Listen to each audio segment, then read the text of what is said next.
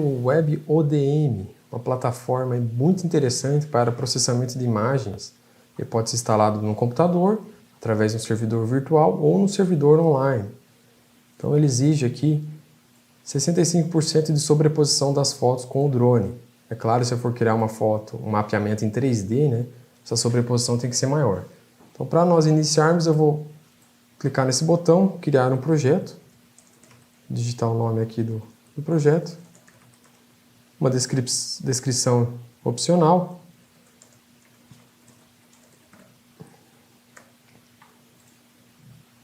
e no caso agora eu vou selecionar as imagens, né, que eu tirei com o meu drone. No caso dessas fotos aqui, são todas foram feitas com Phantom 4. O que significa? Que no EXIF, né, da imagem, eu já vou ter as coordenadas. Isso é necessário aí para esse software de processamento funcionar. Tem que ter as coordenadas atribuídas na imagem.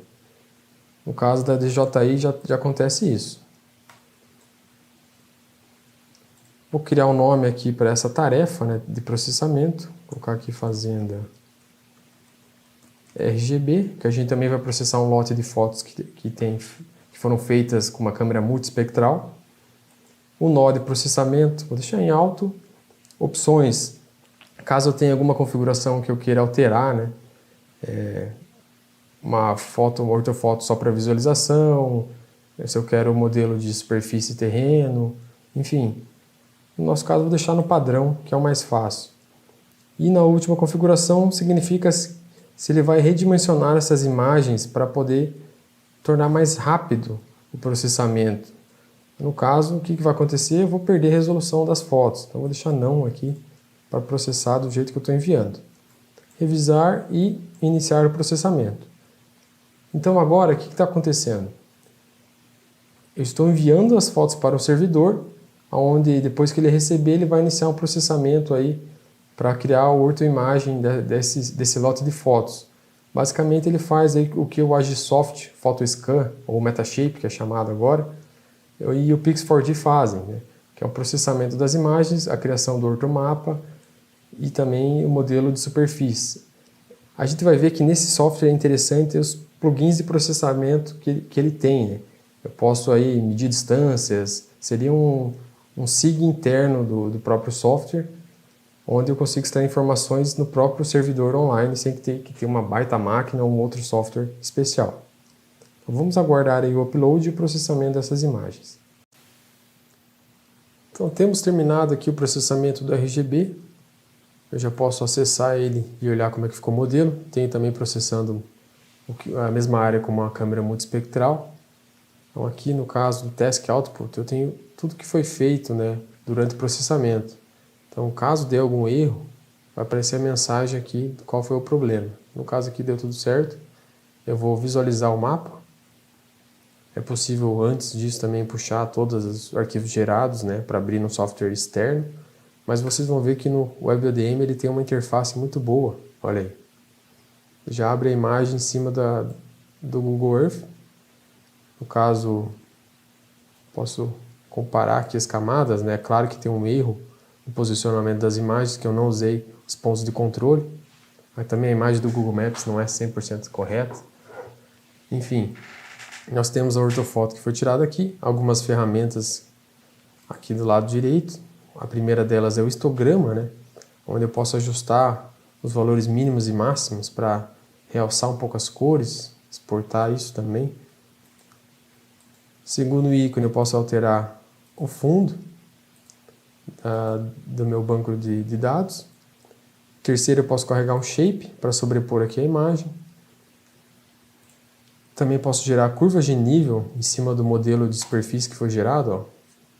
Então, abrir aqui o modelo de superfície e eu posso tirar as curvas de nível aí, de metro em metro. Tem até a questão da suavização, que eu posso criar nessa curva, né, que ela vai ter muito ruído. Né? Observe que, como é uma imagem de drone, com muita resolução, vai ter muito ruído, né, muita rugosidade. Até a questão aqui do histograma do modelo de elevação, eu posso alterar as cores e também colocar mais aquele efeito que é chamado Hillshade Effect, né? Seria a sombra da colina. No caso, vai atenuar o relevo, essas rugosidades aí da área. Continuando as ferramentas, vou voltar para a ortofoto, a gente tem aqui essa edição, uma ferramenta bem interessante que, ó, eu posso clicar em cima para ter as coordenadas, né? Ou se eu continuar e criar uma nova medida, eu posso criar uma linha, ponto, linha, e se eu continuar eu vou ter um polígono. Então eu consigo medir rapidamente essa área aí, basta eu desenhar o polígono. Finish Measurement, eu vou ter a área 91 metros quadrados, aí vai dar 9 hectares. Outra coisa interessante, se eu tiver algo que eu possa medir o volume, né? No caso ele vai se basear na medida do volume em relação ao modelo de superfície. Então se eu quero medir lá uma pilha de algum material, eu posso usar essa ferramenta rapidamente e obter essa medida com uma boa precisão até. Vamos dar uma olhada aqui no Plant Health, que seria a sanidade da plantação. Vou até tirar essa medida em cima.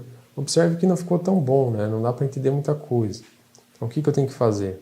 Abrir aqui o histograma. E aqui vou ter vários índices que eu posso utilizar. Ó. No caso NDVI eu preciso ter o quê? O infravermelho. Como é uma imagem RGB, tem um índice que se aplica para essa imagem, que é o GLI. Ó. Se eu deixar aqui em cima o mouse, ele vai explicar. Ó, índice da folha verde. Então, com uma imagem RGB, eu consigo gerar esse índice. Eu cliquei aqui, pode ver que ele já habilitou RGB. Tem também o jeito que essas cores estão sendo simbolizadas. Ainda não está bom para ser analisado. Né? O que eu tenho que fazer? Ajustar o histograma.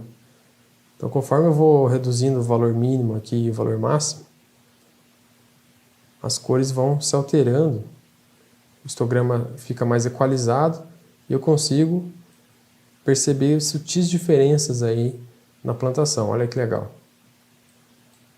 Então, essa parte aí onde tem o caminho, né, a trilha do pulverizador já fica mais visível e algumas falhas, né, no plantio. Vou voltar aqui para o RGB. Podemos ver, né, que realmente essa linha aqui não está boa comparado com esse algoritmo que a gente fez.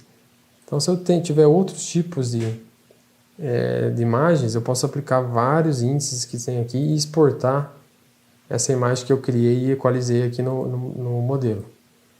Então, observe que é uma ferramenta muito fácil e rápida de fazer. Né? Quem está acostumado com o QGIS tem que fazer toda aquela equação, jogar lá no Raster Calculator. E aqui basta eu ajeitar o índice.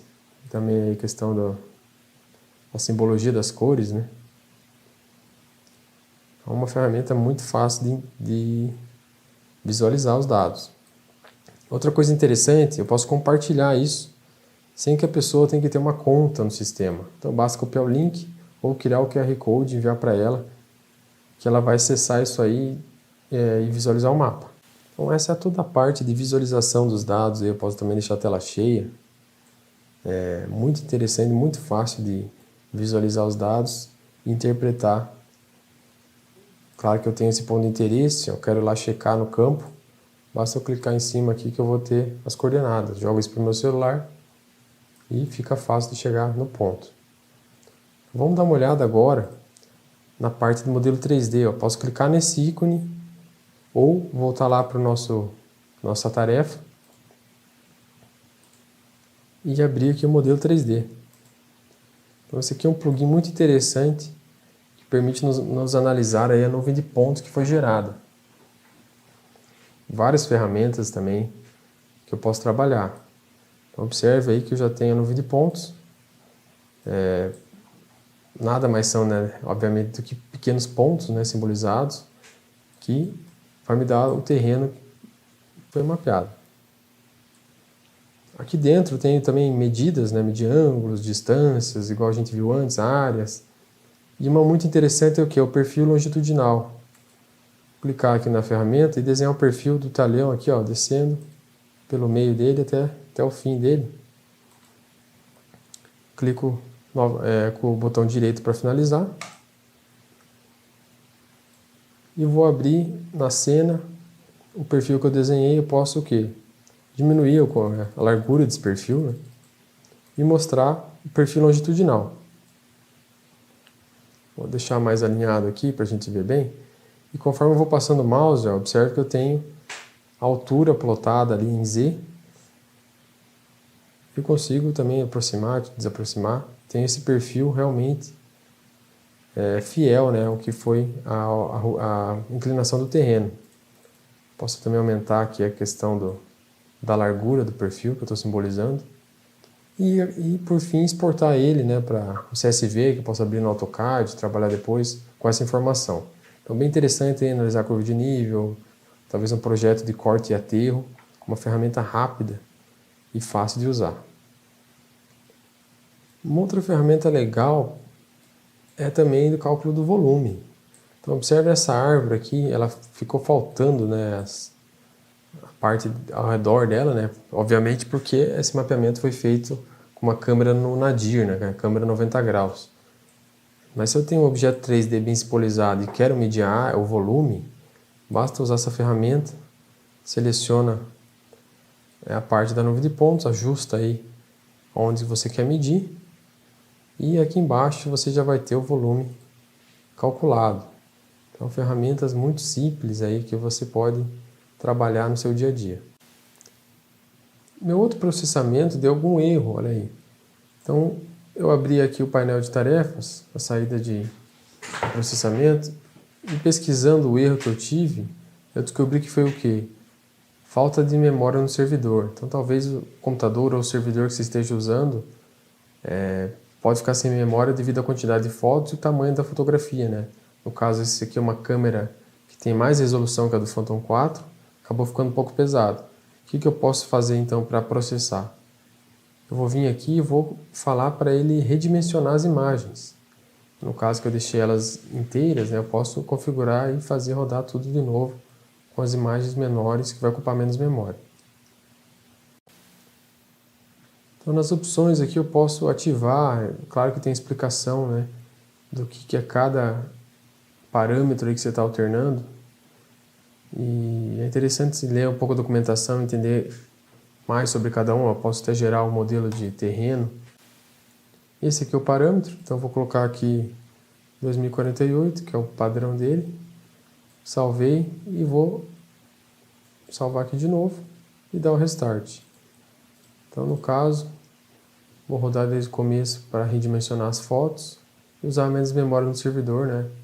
Provavelmente vai terminar o processamento sem nenhum erro.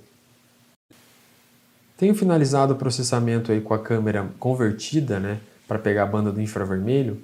Essa câmera é uma Sony, vou deixar o link para vocês, com a banda do vermelho, verde e infravermelho. Note que demorou um pouco mais, né, tem mais fotos e mais resolução. Vamos dar uma olhada no mapa como ficou. Então, essa câmera, como o azul foi retirado para dar local para o infravermelho, tudo que está refletindo infravermelho vai aparecer na cor azul. No caso, a vegetação aí reflete muito, né, o infravermelho. O interessante dela é que o quê?